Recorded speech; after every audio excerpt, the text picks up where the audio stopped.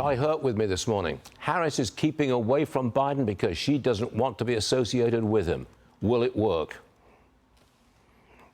I think that we'll see if it works. But you raised the most important point, which is that he has become a reminder of the lies that she has been telling the people for the past 2 years. And you can extend those lies to all of her policy positions that have, where she has flip-flopped on every important issue. It's all part of the exact same dishonesty. And I think you're exactly right about this.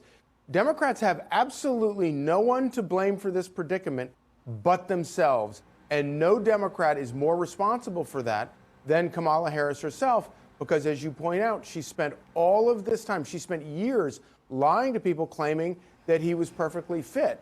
And now what I think is kind of interesting here is if Donald Trump ends up winning, then Joe Biden gets to walk out of the White House with the ultimate, screw off to his fellow Democrats by saying, look, I really was the only guy that could beat this guy. And it's going to be really embarrassing for Harris and the rest of the party. It most certainly will be. Look, well, 1 week to Election Day, Trump and Harris are giving their final pitch to voters. Watch.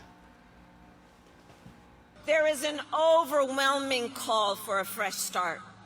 People from all walks of life, and they are calling for a new generation of leadership that is optimistic and excited about what we can do together. We will achieve success that no one can imagine. We will have the strongest economy, the most secure borders, the safest cities, the most powerful military, the best trade deals. We will dominate the frontiers of science, medicine, business, technology, and space.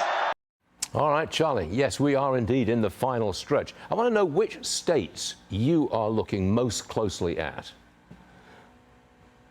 Oh, I think the state to look at is Pennsylvania, because if Donald Trump wins Pennsylvania, it's over.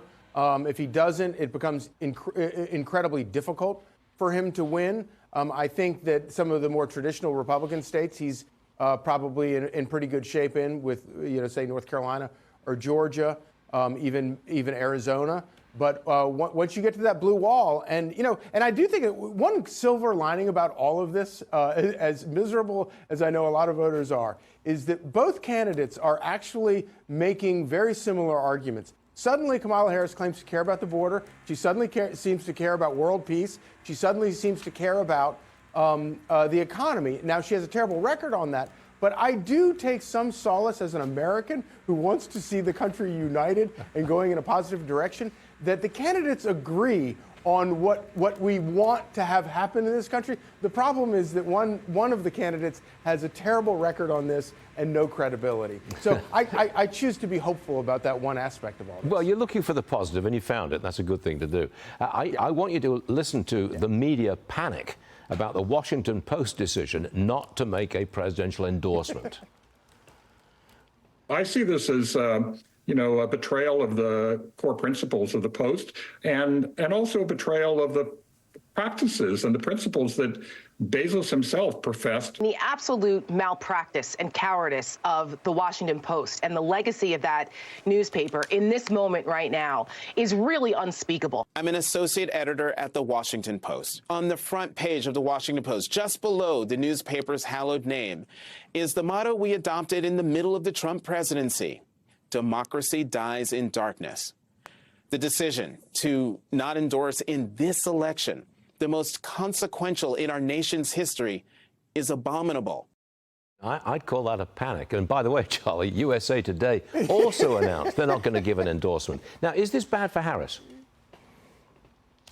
Yeah, it's really bad for Harris. I think, but what I love about it more than anything is it exposes the media for all of the lies and all of the fraud that they've been perpetuating for years now. They claim to be, fair and balanced. They claim to be, balanced, reporters of the news. And then as soon as you take away the endorsements, these papers go, oh no, we have to endorse somebody, and it just exposes them. They have been extensions of the Democrat Party for decades, and they're in the final sort of death gurgles newspapers are going out of business, and this is what they're clinging to, and they are desperate, and I think it's kind of actually sort of hilarious.